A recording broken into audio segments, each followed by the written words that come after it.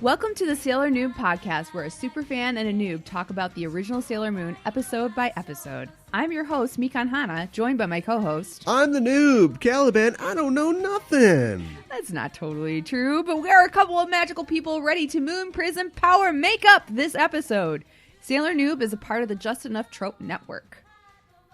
So today we are talking about episode number 3, Nazo no Nemuribio Mamore Otomo no Koisuru Kokoro in Japanese, or The Mysterious Sleeping Sickness, Protect the Girls in Love, the English translation, and Talk Radio, the English title.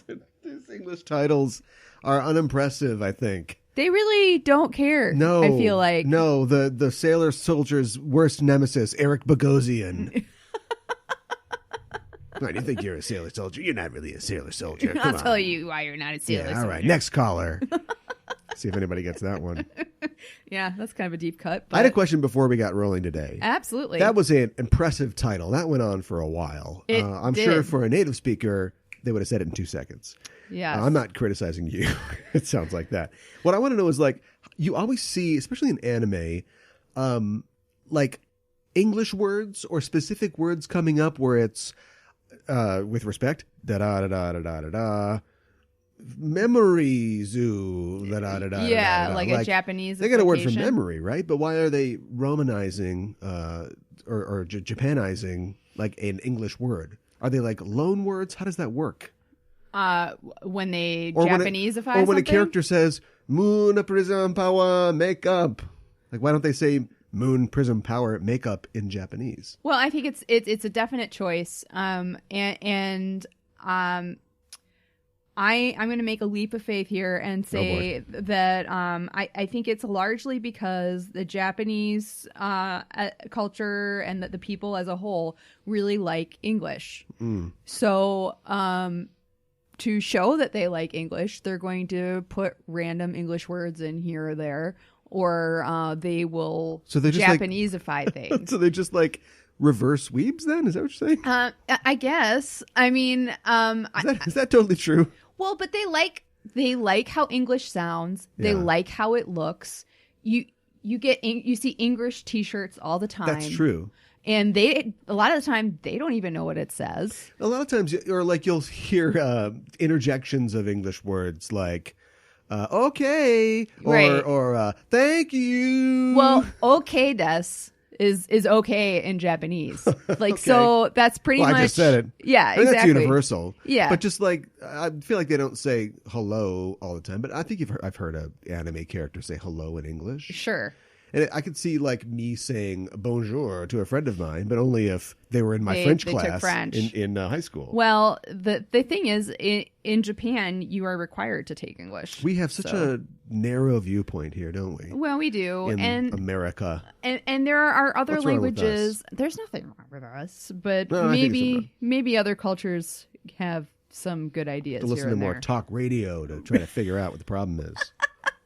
There's other languages that they borrow from a lot too, like French, for example, and I've never heard an anime character say, well, no. Oh, it's les incompetents. But there are some loan words that they take from them. You find a lot of there's a lot of like bakeries in Japan that have like a French flair. I could hear somebody saying croissant. Yeah, right. All right, before I get in trouble, I should probably do a recap. That sounds like a good idea. Everybody in town is listening to a midnight radio show, like this late night show, because they didn't have the internet and there's nothing to do back. You would just be Fortniting now, but yeah. So they're listening to this radio show. It's called Midnight Zero, fittingly named. Yeah. And every night the host reads a lonely heart letter that he's received. Everybody is boy crazy, apparently. I've just learned about this. And so they're writing letters to this radio show. And the host will read the winning letter, or just, I don't know, he picks a letter somehow. Mm-hmm. And if your letter is read on the air, you get a prize. They give you this brooch. Like a little flower brooch type thing. Yeah. Which, I don't know. I mean, we've seen a jewelry theme here. I think I know where this is going. True. Apparently, Japanese teenagers love English, French words for baked goods, and grandma jewelry. They love it. Also, these kids, go to bed. Why are you up this late? Come on. Well, you'd be real tired the next day. I mean, I listened to Loveline when I was in high school. Yeah, I was going to say, this is kind of like their Loveline. Yeah, yeah. All right, I'm going to read another letter here. So anyway, next morning at school, the kids aren't tired because they're kids. Right. But the teacher is. Miss Haruna comes in. She is got one of these brooches because they read Haruna the Dreamer's letter on the show last night. And you can tell that she's tired. She's worn out because they're draining the energy of young girls. We're going to give Miss Haruna the benefit of the doubt here. I think she's youngish. Just got her degree. And right. Just starting to teach. So that's going on. Usagi's in school. Luna is kind of wandering around just by herself, which I feel like we don't see this a lot, but it's probably a good move for Luna, like to be on the prowl. Half the day Usagi is in school, even on Saturday in Japan.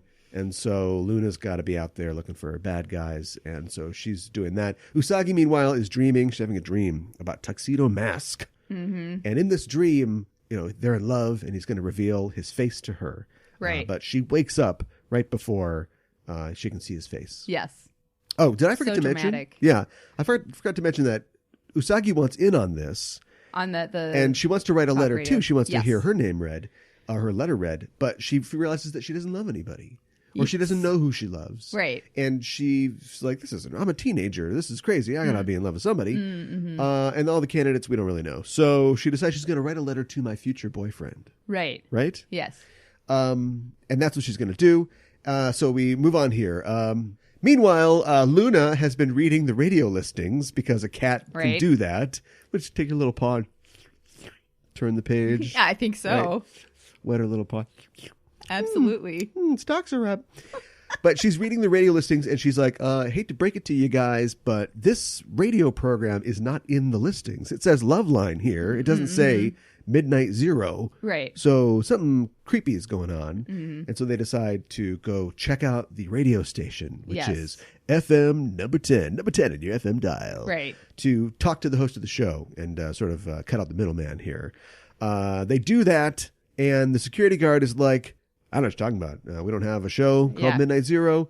There's nobody that works here by that name. Right. Never heard of it, which is awful strange. We cut to the radio station and surprise, the host of the radio show, whose name is J-Dite on your FM dial, is J-Dite, our bad guy from the underground place. And there's another sinister-looking woman with him. Sinister-looking women in the show tend to be monsters. And she is kind of his producer, I guess. I think so. She's very smartly dressed, and I don't know why the monster of the week isn't on. Why is J-Dite being hands-on on this one? I don't know. He just was like, this is my mission. I am taking it over. Yeah, I guess. But anyway, he wants to read the letters, I guess. But as the producer, she kind of has the power, I guess. She could tell him, no, let's do it again. Right. From the top. Yeah, exactly. Come on, make it more sensual. That's right. Dear Midnight Zero, I never thought it would happen to me. Right. And her name is Flower. Flower. I've seen it Fuara as well, like F-U, because it's the whole L problem. So I've seen it spelled F-U-A-R-A. Okay. I don't know if that's the Sailor Moon Wiki people just riffing, but yeah. So Flower is there as well. Naru's letter gets read on the air. Yes. And now we got a problem because same thing's going to happen to her. She's going to get this brooch. Yes. And she's going to be all knackered out. Yes. So that's it. That's the last straw for Usagi. She goes back to the radio station and she needs to get in this time. And so she gets a new device, the disguise pen. Yes. Which she says, disguise me as a, what is it? A newswoman. Yeah. Or, an investigative reporter. Right. And so she turns into like a different person. Yes. Which I thought was interesting. That's a sort of handy power to have. Yes. And I like how she looks totally different. Like her, hair is like different. Like she's still essentially her, but it's sort of like So like a grown-up version of her, or like what she... I don't know if this is like a Barbie astronaut, Barbie president kind of thing for young girls, but it's sort of like as a 14-year-old gets to see herself in all these sort of roles. Yeah. I thought that was kind of a neat aspect of it. Yes. And she wanted to be turned into a beautiful newscaster. A beautiful newscaster. Yes. Which, yes, is I think she nails. She runs in there and ends up confronting J-Dite. Yes. And it says that he's an abominable snowman. And Luna's like, what are you talking about? You can just say abominable. Oh, I mean, you're abominable. Right? And transforms to Sailor Moon. We're going to get it on here. Yes. She also shouts out on the radio, no, take the flower birches off. It's dangerous. Right. Just for anybody who's still listening. has them on, I guess. Yeah. And she gets attacked. J-Dite and the Yuma Furaru attack her. Furaru transforms into her monstrous form, which is kind of cool. Oh, first I should mention, before the fight gets started, she's in the producing booth and she just busts through the window. Like there's a door. But yeah, she comes right through. And they are fighting each other. She's on the losing side of this. Sailor Moon's not doing too well. And Tuxedo Mask, of course, appears and rescues her. And at this point, J-Dite retreats. Then we get Moon Tiara action as per usual. Yes. Takes out Fwawa. And that's it for her. And then the next day at school, Usagi, everybody's back to normal. And Usagi decides that she's going to write a love letter to Tuxedo Mask. Yes. And she is teased for that by Naru and Miss Haruna. Yes. For wasting your time. That's it. I think that was a very good recap. Well, I mean, I think I had some things kind of... I watched this a little while ago, but... Yeah. Well, and like when Naru has her brooch, like it affects Usagi too, and she like goes into like a weird dream state. That was weird. It's a little... Like she's getting a little splash damage there. Yeah, exactly. But like for whatever reason, like Naru couldn't wake up, so it was like more powerful over her.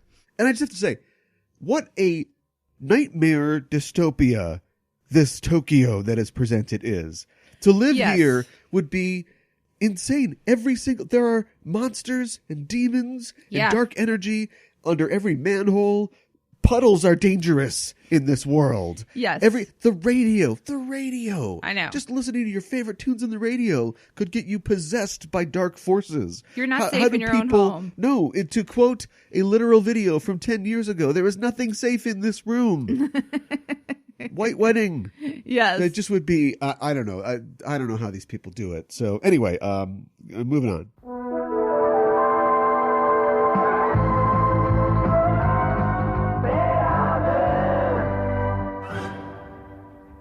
Welcome to Virtual Theater. I'm Andy Spiteri. And I'm Gooey Fame. The day Bison graced your village was the most important day of your life. But for me, it was Tuesday. If you're a gamer, a movie buff, or both, you're going to want to check out our podcast on video game movies and the stories that shape them. Luigi, it's a mushroom. Come on.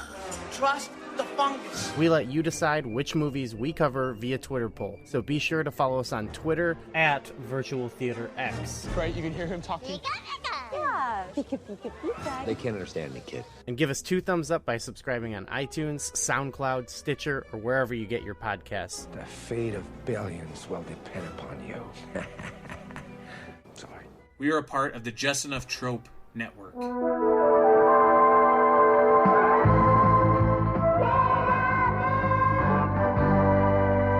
For this week, Kyoro Miru, Curiously Looking Around, where we talk about Japanese culture within the episode, I thought we could talk about Tokyo Tower, because this is the first time that's really been kind of prominent in the background. This is the Eiffel Tower. Yes. So they refer to it as Tokyo Tower. That's their name for it. Yeah. Tower. Exactly. Baba Wawa. And it is the Nippon Denpato Japan radio tower. So it was originally set up for radio, but it now does TV and radio. And it's a tourist attraction. Like there's some restaurants and things like that at the base of it. It's the second tallest structure in Japan at 1,092 feet. The tallest structure is the Tokyo Sky Tree, which has kind of more powerful like TV. Is it taller than skyscrapers? They're They're pretty tall. Yeah. I mean, I don't know if they're taller than the skyscrapers, but you can definitely see them like throughout Tokyo. So like, I mean, they're at least as tall, if not taller. Yeah. It was originally built in 1958, and the radio antennas were installed in 1961. The Skytree is a higher digital broadcasting tower, and it was completed in 2012. Okay, so they're still broadcasting, like I guess digital TV now. Yes, I bet it's lousy with cell antennas now. Probably, because you don't need to do the TV or radio so much anymore. But... Right. It's painted orange and white, and it's actually international orange, which is used in the aerospace industry. Okay. And it follows air safety rules, apparently, to be painted those colors, and they repaint it every 5 years. How close is it to like Narita? Is it a big problem? Oh, Just put some lights on it like they do with towers here. They do have lights on it too, but like they just I don't know, for whatever reason they were like orange and white. There it is, and it's pretty iconic. It does look like the Eiffel Tower. They were thinking about that a little bit, right? They were. Yeah, they definitely were. They're like, how do we provide communications and entertainment for everybody in town, right? But also maybe make some tourist bucks off this. Oh, absolutely. And a fun little fact, it is actually I'll be the judge of that. An emoji on most cell phones. Okay, that is fun. So, I why checked. Would you send that to? What do you up? Know. I know. Tokyo Tower, water splash. But like, I checked my cell phone and it's on there. I didn't even think about it before. Wow. But if you see an orange and white Eiffel Tower, that's actually Tokyo Tower. So they love the croissants. They love the Eiffel Tower. Why don't you just be Paris? I had some thoughts about the episode. I like the fact that she's fulfilling her mandate. I mean, she's here to defeat the evil ones and work for Luna and do whatever it is that she's supposed to do. But she's, the sailor warrior of love and justice. And like she's specifically ticked that the bad guys are taking advantage of young women who just want to feel love. They're exploiting people's love, and so that's abominable snowman as far as she's concerned. I know. I like that. I also thought it was interesting that we're early on here, so I'm still trying to kind of figure out things. And I don't cheat. I don't go on the wiki, and I haven't read the manga yet, although I want to. Mm-hmm. So I'm only taking what I get from the show and trying to construct a cosmology here. But I'm surprised that she comes face to face with our earringed bad guy, and he has no idea who she is. I know. Like, I thought that we were like on opposite sides of a war here. Like, we know that like for some reason Luna has granted Usagi with these powers, and she is the manifestation of this something. And it seems like she is herself, but she also has these powers and tricks and knowledge that come from somewhere else. And so I just figured that was the opposite number of whatever these evil underground people are. But they're like, who are you? She comes in and they're like, who's this? Right. They're not aware of her yet. Yeah. And like, where's Sailor V? Like, Sailor Moon kind of looks like Sailor V. Like, wouldn't you expect... Do they read the paper? Because we know that if people know who Sailor V is. Right. Well, how come there isn't a thing where they're like, Sailor V? She's like, Sailor V? No, I'm Sailor Moon. Sailor V does the Vulcan hand salute. I do the I love yous. These are all fantastic questions. Well, you don't have to answer it if you don't want to. I mean, I feel like Sailor V is solving problems and crime in another part of town or another city even. Sailor V! Yeah. She's nabbing purchase snatchers somewhere else. Exactly. Somebody's got a cable access channel that is offering tennis bracelets to people if they send in their YouTube videos. So, but it is a good point. Like, you would think that these people would know that who their enemy is, who their enemy is, and who's like trying to who keeps killing all their monsters. Well, right, and I think it's just kind of telling like. They kill the monsters before they go back and report what's going on. So like J-Dite, he doesn't know because he wasn't there. Right. Okay. So this is the first time. Well, what did he think happened to the first two monsters? He doesn't know. He's just like, got this hand outstretched with the energy, and like he's like, "Oh, it's gone." Oh what yeah, the heck? The fortune teller lady. She tripped on her own hair, right, and broke her neck, and then the jewelry store lady slipped in the shower. It happens. She turned her neck around too much. Yeah, her head snapped off. Yeah. So yeah, I don't know what's going on, but this radio station's a great idea. For right, exactly. Yeah. So Itadaki Mas with Usagi. What did Usagi eat in this episode? Unfortunately, she did not eat anything. But her dad was having some toast at the beginning. Of the episode. They were having breakfast. Yeah, that was that's another question I have. Like, what does her father do?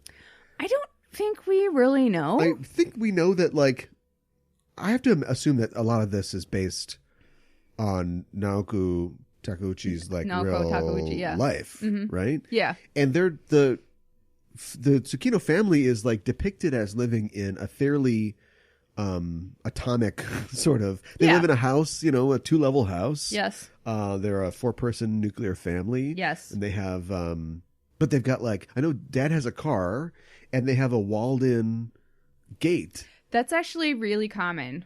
Right, but it seems like a very Western house. I'm not saying it has to be have a torii gate in front or something like that. But it just seems like they're being depicted. I don't know if it's just a pickup of like you said before, that sort of cultural osmosis where now we're going to do a show, but when we do a show, we're thinking about Leave It to Beaver, and we're thinking about the Seavers. I just got that. Is that why the Seavers are called the Seavers on Growing Pains? Oh, I hadn't thought about that. Anyway, that. How about the Keatons on Family Ties? Right. So it's like, they're a family and they live in a house. But they could live in an apartment or a condo or something like that. Like they have a lot of land in the middle of Tokyo. So it seems like Dad is doing okay. Also, he's there in the morning. Now, I don't know how Japanese work days are arranged, but I know that you have to push people onto trains because everybody's got to get there. Yeah. And you can't leave until the boss leaves. And it sounds really rough. A lot of salarymen just stay in town. They will, take the train in and then just stay in town, at a coffin hotel or something like that. Well, sometimes they live in a completely different city than their families, and they have a different apartment, and they go home to see their family on the weekend. So I don't know, and I mean, it's a show for girls. I doubt it's going to go into it, but my working theory is that he does work at a company, but he has an elevated position. He's manager or assistant to the manager or assistant manager. And so there's a little more laxity in that he can enjoy some toast with the kids before everybody goes to school. It certainly seems that way. And I think it was it last episode she ran into her dad and he was grocery shopping? I think so, yeah. Yeah. So it seems like he has flexibility at the beginning and the end of his day. So maybe he's about to get fired. Maybe this is oh, no! There's this whole backstory going on where Mr. Tsukino is losing his mind and he will soon not have that job anymore. That would be terrible. Anyway. For My Heart is a Kaleidoscope, where we talk about fashion on Sailor Moon and what the heck they are wearing. For episode 3, I thought we could talk about Flawa's work outfit, which is a black pencil skirt, an emerald green jacket, and a turquoise blouse. The turquoise and the green together, I just don't know. Yeah. And a big bow necktie and a flower that sucks your energy because she's wearing a brooch too. Yeah, I mean, it sucks humans' energy, right? So I think you're probably right on monsters, there. Right. This is a good outfit. She looks like she's, ready to play here. She's ready to work hard. She looks like a perfume commercial from the 70s. She does. She's bringing home the bacon. She's frying up in a pan. Yes. And nobody's going to take her man. She's going to jump through a window. I know. To cut a bitch. I love when she jumps through the window. That's such a great moment. Yeah. And that actually goes really nicely into our next segment, which is Villain Gauge, where we rate a baddie 1 to 5 dark stars, 5 being the most wicked. Right. And this episode, of course, is Flawa. She's got the power of Brad Breath, which is gross. She breathes fire. Yeah. But it's gross, but it's not super scary. And I feel like Usagi vanquishes her pretty quickly, but she does fly through the glass of the radio station. So I think I'm going to give her 2 out of 5 dark stars. 2. Well, that's not actually that much. I think that she's career oriented. Well, that's true. She sets her goals and she tries to exceed them. Yes. But once she turns from businesswoman into monster, there's a huge drop in quality. Yes. There's not a lot happening here. She's got, I don't know if it's just a random affectation, but she's got like a black star or like a spot or tattoo in the middle of her head. It looks like she got shot in the head. Yeah. In the forehead. And I kind of like what she's got going on. It's sort of like, she doesn't, in my mind, equate to any kind of monster from antiquity, but she has like a kind of Greek drape thing going on. That is true. And she's got a sort of like hair pile. She doesn't actually she's not that monstrous. No. Especially like compared to like, say, Morga, who is the jewelry monster from episode 1. Yeah. Yeah. So anyway, I like her because, if she just hadn't jumped through that glass and started mixing it up, maybe she could have been like, I'm just going to hide here, hide under the console. Guy with the earrings is dead. Right. And I continue my career as a radio producer. Right. We try to get some new talent on the show here. But, I also like the fact that maybe our monsters are getting smarter or they're just being more skilled, but she dodges the initial moon tiara action. That's a nice touch. Which is like, oh, they can do that? Yeah. We can't you get this in like anime where like, I've got this great attack, but I can't use it every time. We have to find some kind of complication. Right. But then at the same time, Usagi is getting more skilled with her powers as well because she's able to manipulate the path of the tiara, so the monster thinks out of danger, and then right back into her, bam, cut in half. Right, exactly. So, anyway, yeah, good fashion for the most part. Okay powers, career-minded. This is a bad plan, though. Yes. They went from giving away jewelry that would suck your energy, yes, to making somebody write a letter. I know. Mail it to the radio station. Yes. Which takes time. Yeah, it takes a couple days. Uh-huh. It has to be selected. True. You can only get 365 people a year. Right. Then they got to pick you, send you your brooch. Yes. 4 to 6 weeks shipping and handling, delivery. Then hopefully they like the brooch and have enough outfits to wear it with to drain their energy once a week when they wear the brooch with whatever outfit. Right. I know. It's kind of a long con. Yeah. To say the least. Real low yield on this plan. Yeah, yeah. Not really a fan. So for those things, I'm going to have to give her a 3. Okay. I would say a right down the middle 3. All right. I feel like that's being very generous. Bring on with the bacon fried on the pan. Well, that's true. It's come to our rating with 1 out of 5 roses, 5 being the most awesome. Flowers. Yeah, exactly. I'm going to give it 3 out of 5 roses. I like that Usagi finally meets J-Dite, and we're introduced to the Sky's Pen. So I think that's pretty awesome. So, but I'm gonna give it a 3. I'd have to say probably 3 as well. I want to do better. I think that it's cool that we're still developing things. We're seeing things we haven't seen before. Right. The pen. There's a meeting between Usagi and her putative nemesis. A woman jumps through a window to try to kill a young girl. Yeah. But all those things and the overly complicated plan. And even in 1992 or 3 or whatever this was, young girls listening to this radio show at night. I know. Yeah, I'm going to have to give it a 3. Okay. A solid effort, but too many, a tight weave, but too many loose ends. I would not disagree with you on that.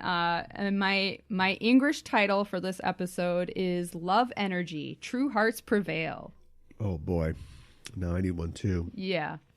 Mine is going to be tune in at night.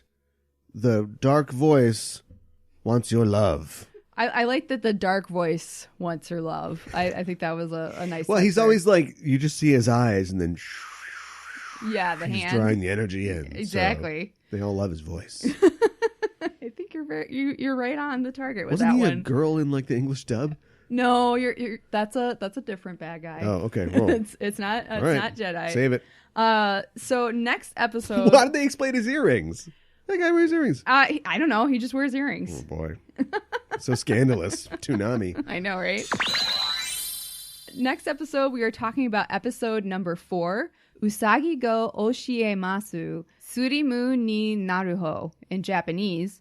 Learn how to be skinny from Usagi, the English translation, and Slim City, the English title. Yeah. Okay. So this is, and we'll talk about it. I know. They're just the worst, aren't they? They're not great. No. They maybe they'll get better. I think. One can only hope. Well, that's our show for this week. In the name of the moon, we'll be punishing you next week with another episode of Sailor Noob. Thank you.